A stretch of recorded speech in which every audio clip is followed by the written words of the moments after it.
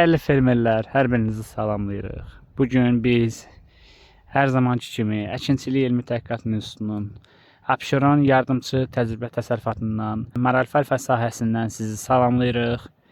Hər zaman maralfalfa bitkisi haqqında yeniliklərlə gəlirik sizin qarşınıza və təbii ki Sevil xanımla birlikdə gördüyünüz bu əsər Sevil xanımın əsəridir, Faiq müəllimin əsəridir, Əkinçilik Elmi Tədqiqat İnstitutunun əsəridir.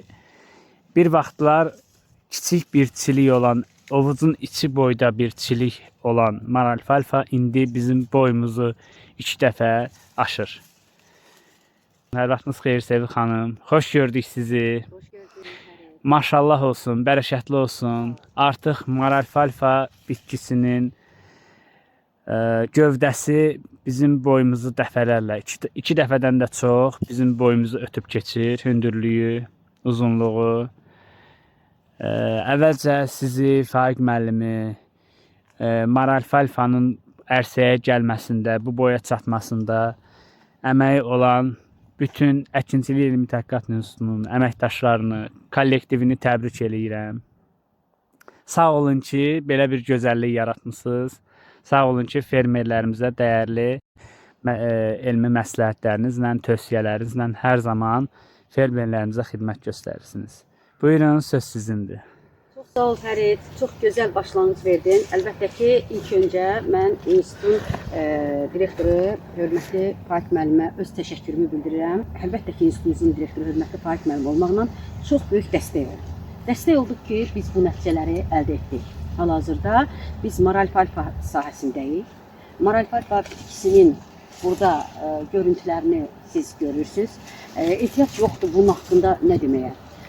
Bəzi nümunələr əlbəttə ki, burada 6 illikdir, bəzi nümunələr 11-ci ilə keçir, bəzi nümunələr 1-ci ilə keçir.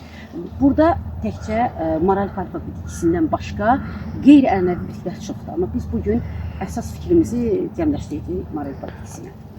Birinci, ən çox sual verilən bu bitkinin suya tələbatı nə qədərdir? Hal-hazırda biz avqust ayının bəlkə də 10-unda axırıncı suvarma işini aparmışıq. Bugünə qədər heç bir suvarma aparılmıyor. Artıq 2 ay keçib. Bəli, suvarılmayıb. Bitki öz vegetasiyası dövründə ilkin olaraq suya böyük tələbat göstərir ki, onun kök sistemi torpağın qatlarında özünə yer eləsin. Sonra inkişaf etdikcə əsas etibarilə 2 ay, iyunun 15-dən avqustun 15-nə qədər bu bitki suya tələbat göstərir. Və bu dövrdə də bitkidə çox güclü yaşıl kütlə əmələ gəlir. Yaşıl kütlə əmələ gəldikcə də bunu da qeyd edim ki, bu bitki eyni zamanda bu fotosintezin yüksək sürətlə getməsi ilə bağlı atmosferdən karbon emissiyasına çox müsbət təsir göstərir. Amma fermerlərə tamam başqa şad xəbərlərim var. Hörmətli fermerlər, biz innovasiya festivallarında və digər görüşlərdə sizinlə mütəmadi ünsiyyətdə oluruq. Və siz orada deyirsiniz ki, mən əkmişdim, şaxta vurdu, mən əkmişdim, bitmədi. Bəli, artıq siz əkin materialı kimi qışa davamlı nümunələrdən əldə edəcəksiniz.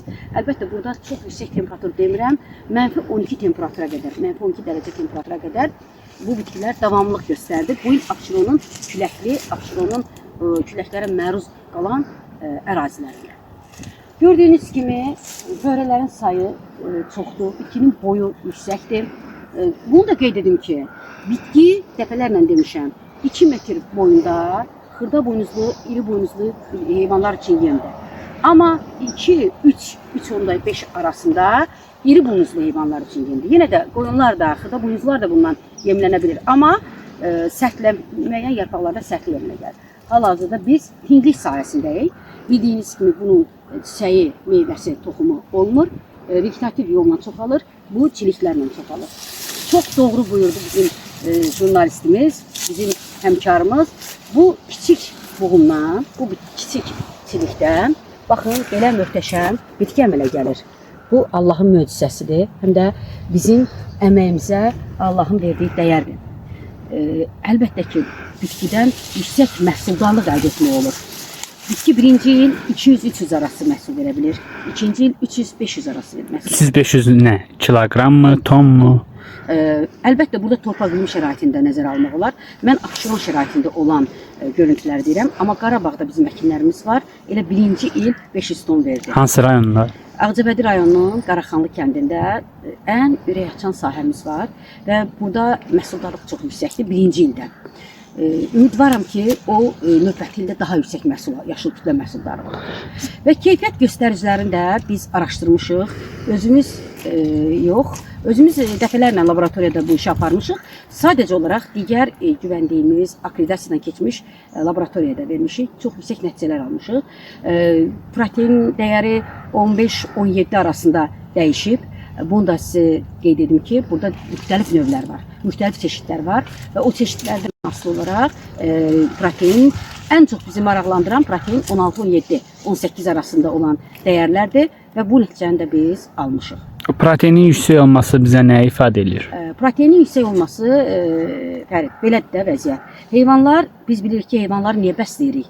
Heyvanlar bizə süd məhsulları, belə deyək, ət versin, ondan da ət məhsulları istehsal olunur. Heyvan, süd verən heyvan, belə deyək də, gündəlik o südü verən zaman müəyyən protein, bədəndə olan zülallardan, müxtəlif qida maddələrindən istifadə edir. Əgər biz yemlənmədə protein azlığı olarsa, xüsusilə bu hal-hazırda Azərbaycanda var. Heyvanlara verilən yemin protein dəyərləri çox aşağıdır. Ona görə südün yağlılığı aşağı olur. Yağlılığı aşağı olur. Həm də orqanizm, heyvan orqanizmi sıradan çıxır və ölümlə nəticələnir. Bəzən də fermer deyir ki, mən cins malqara aldım, amma o məhsulu vermədi. Birinci fermer özünə sual verməlidir. Cins malqara alanda, hansısa xarici ölkədən o heyvanın yem rasionunu almalıdır. Yem rasionuna uyğun da yemləndirməlidir. Və buna görə də biz heyvandarlıq komplekslərində gəzirik, müxtəlif fermerlərlə də münasibətdə oluruq, ünsiyyətdə oluruq. Onların yemləmədə problemləri olur. Və bu problem də mən belə başa düşürəm ki, əgər yonca bitkisi, biz deyirik, kraliçadır, yem bitkilərin kraliçasıdır, bəli, əvəz olunmaz bitkidir, amma yoncağın presi bugün 7-8 manat arasında qiyməti dəyişir. Alternativ qeyri-ənənəvi yem bitkilərində, xüsusilə proteini yüksək olan yem bitkilərində biz yoncaya dəstək olmaq, fermerə dəstək olmaq üçün gətirmişik. Və fermer bu bitkilərdə əkdikcə yüksək məhsuldarlıq alacaq, yoncaya tələbat bir qədər azalacaq və istehsal etdiyi südlərin, heyvan ətinin qiyməti bir qədər aşağı düşəcək, qalxmayacaq. Eyni zamanda biz bilirik ki, bu sahədə, heyvandarlıq sahəsində yem probleminə görə çox adam bu sahədən uzaqlaşır, fermerlər. Amma biz istəyirik ki, xüsusilə bacarıqlı fermerlər, heyvandarlıqda təcrübəsi olan fermerlər bu sahəyə marağı artsın, yem dəstəyi isə biz çalışırıq ki, yem dəstəyinə, yemə görə dəstək olaq fermerlərə. Qısaca Sevil xanım, qısaca üzr istəyirəm. Qısaca demək olar ki, yəni maralfalfa bitkisi əslində iqtisadi cəhətdən fermerlərə böyük bir təkan verə bilər. Həm belə deyək, yoncadan asılılığı azaltmaq, yoncaya olan tələbat azalsa, yoncanın qiymətində də belə deyək, aşağıya düşmə əmsalı qeydə alınar. Ondan əlavə də həm də məhsuldarlıqda, eyni zamanda ət istehsalında, süd istehsalında da böyük artıma nail ola bilərik. Yəni ona görə fermerlərimiz ən azından belə deyək, yoxlamalıdır. Bir dəfə yoxlamalıdır. Yəni yaxşı məhsul aldıqdan sonra niyə də olmasın? Niyə də yoncanı əvəz eləməsin? Bundan əlavə bir sualımız olacaq Sevil xanım. İşğaldan azad olunmuş ərazilərimizdə maralfalfa bitkisinin belə deyək də sınaq əkinləri aparılırmı hal-hazırda? Aparılmayıb, çox təəssüf edirəm. Aparılmayıb, amma buna artıq biz təklif almışıq. İşğaldan azad olan ərazilərdə biz təkcə maralfa yox, odot, şəkər qamışı, digər qeyri-ənənəvi yem bitkilərini orada əkinini həyata keçirəcəyik. Məqsədimiz həmin bölgələrdə deməli bu bitkini fermerlərə təqdim etməkdə, o sahədə olan, xüsusilə regionlarda olan bu heyvandarlıq istiqamətində geniş miqyaslı nəticələrin əldə olunmasıdır. Və bizim o bölgələrdə fermerlərin nümayiş əkinlərinə gəlib təlimlər, seminarlar keçirən zaman bu da bir maarifləndirmədir və hər bir fermerə də orada layihə çərçivəsində müəyyən sayda güzəştli şərtlərlə çiliklər təqdim olunacaq. Əlbəttə biz bunu bizə təklif var və bu haqqda ciddi düşünürük. İnstitutun rəhbərliyi və biz. Sevil xanım, çox sağ olun cavabınıza görə. Bir sualımız daha əlavə olacaq. Məsələn, yoncanın yerli rayonlaşmış sort adı var. Bəli. Maralfalfanın gələcəkdə gözlənilirmi? Yəni hər hansı bir rayonlaşmış sortunun yaradılması, özümüzə xas, özümüzə aid olan bir sortun yaradılması, seleksiyası bu barədə nə deyə bilərsiniz? Çox gözəl. Mən bu sual tam yerinə düşdü. Biz 2 sort vermişik Aqrar Xidmətlər Agentliyinə. Nə gözəl. Və biz cavab gözləyirik, səbirsizliklə cavab gözləyirik. İnşallah xeyirli olsun. Təsdiqini gözləyirik. Biri elə keçən il verdiyimiz Yaşıl Dünya 24. Bu bizim həqiqətən fərqlidir. Çünki COP29-da müzakirə olunan məsələlərdə bu həmin sortun özünün üstünlüyü var ki, havada karbon emissiyasını azaldır. Hətta metan qazına da münasibəti var. Deməli, bu bitkilərin nəticələri, deməli, bu bitkilər, bu sortlar təsdiqini alsa, institutumuzun adı ilə tarixə düşəcək. Çünki İnşallah. Bu bitki, mən bildiyim qədər, qonşu respublikalarda heç birində bu bitki haqda yəni məlumat əldə edə bilməmişəm, vətənindən gətirmişəm. Həm də bir şey, deməli, faktı qeyd edeyim.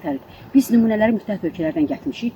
Xüsusilə Türkiyədən də gətirmişik. Türkiyədən gələn nümunələr də hansısa başqa ölkədən gəlmişdi. Onlar özünü doğrultdu. Səhv eləmirəmsə Pakistandan gələn nümunə də olmalıdır. Pakistandan da gəlib, Türkiyədən də gəlib, deməli başqa ölkələrdən gəlib. Onların adını çəkmirəm çünki burada müəyyən məsələlər var. Ümumiyyətlə bütün sortlar, bütün nümunələr belə deyərdim, özünü Azərbaycanı özünün vətəni kimi hiss etdi, canlıdır bitki. Və orada hətta bu görüntüləri biz həmin adamlara göndərəndə deyir ki, çox yaxşı nəticədir. Boyunda, pöhrələməsində, soyuğa və istilik sevən bitkidir, soyuğa davamlılığında. Bu çox maraqlı nəticələr göstərdi. Onu da qeyd edim, dağlıq və dağ ətəyi bölgələrdə çox ehtiyatlı olsunlar. Bunlar qışı keçirməyə bilər. Mən 12 dərəcədən danışıram. Onun üçün isə yeni nəticələrimiz var. Mütəmadi fermerlər bizlə əlaqə saxlasın, çəkilişlərimiz olacaq. O bitkiləri kodlarla biz təqdim edəcəyik inşallah. Çünki həvəskar fermerlər əlbəttə ki, bunlar da artıq sahib bitkini yəni bilən bir tədqiqatçı kimi çıxış edirlər, amma səhvlərə yol verirlər. Onu üzümü həmin fermerlərə tuturam ki, onlar öz işinizdən, necə becərdiyinizdən, necə nəticə əldə etdiyinizdən danışın. Bunun tədqiqat nəticələrinə toxunmun. Biz də artıq kodlarla danışmaq məcburiyyətindəyik. Əkinçilik Elmi Tədqiqat İnstitutunda geniş miqyaslı iş gedir bu bitki ilə bağlı. Bu balaca sahəmiz, burada nümunələr, çeşidlər çoxdur və belə deyək də, tamam hazırlanmış maksimum şəraitdə torpağın becərilməsinə riayət etmədən bu bitkilərin əkinini apardıq ki, orada dözümlüyü yoxlayaq. Hər birindən alnı açıq çıxdı maralfa bitkisi. Nəticələr də göz qabaqda. Maşallah. Sevil xanım, bir sualımız da olacaq. Deməli, bir belə deyək də, çilikdən, bir boğumdan birinci il əkiləndə, birinci il ki bir çiliyi əkdik, təxmini neçə çilik almaq olar? Çox gözəl sualdır. Birinci dəfə əkmək istəyən fermerlər, maraqlı olan fermerlər üçün sualdır. Birinci qoy elə bizim məqsədimiz Şoran Şürəkət duzlu torpaqlarda belə bir nəticələri almaqdır. Orada pöhrələrin sayı çox olur, boy az olur. Çoxdur. Birinci il elə mən 100-dən çox pöhrə saydım. Boy az olduğuna görə pöhrələrin sayı çox. Bir çilikdən. Bəli. Amma münbit torpaqda, xüsusilə Ağcabəddə birinci il əkdiyimizdən 100-dən çox pöhrə əmələ gəlib. Abşeronda isə mən onun rəqəmi deyə bilmərəm. Birinci il maksimum 2 boğumlu çilikdən maksimum 15-30 olmaqla birinci dəfə pöhrə çıxır. Əla. Biz onu biçəndən sonra onlar 2 dəfə artırlar. Və bəzən də biraz gecikəndə Fərid, baxın, bax buradan bitki özünü əkin üçün hazırlığını bu istiqamətdən göstərir. İndi burada bu növdə yoxdur. Buradan pöhrələr çıxır. Hətta bu pöhrələr özləri də pöhrələnir. Bu bitkinin özəlliyi budur. Və vahid hektardan yaşıl kütlənin miqdarına görə yüksəkdir məhsuldarlıq və proteinin, zülal, yəni proteinin çıxınına görə baxın. 1 hektardan biz 1500 tondan danışırıq 3-cü 4-cü ildən sonra. Onun da 18% proteindir. Görün, nə boyda nəticə var. Həm də bunun proteini qarğıdalının, buğdanın proteinindən fərqlidir. burada əvəz Yüksəkdir yoxsa aşağıdır? yox. Rəqəm eyni gedir, amma əvəz olunmayan, sənin çox sevdiyin termin, əvəz olunmayan amin turşuları burada çoxdur.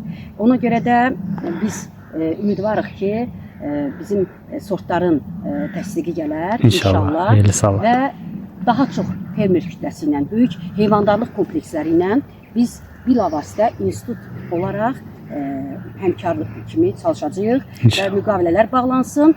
Bu işlər də orada həyata keçirilir. Sizin sözünüzə qüvvət, Sevil xanım. Son söz olaraq biz fermerlərimizə məsləhət görürük ki, əkinçilik elmi təhqiqat institutu ilə əlaqə saxlayın. Bizimlə əlaqə qurun. Aşağıdan nömrəni qeyd eləyəcəyik. Bizdən çilik əldə eləyin və çiliyi birinci ilə əkin.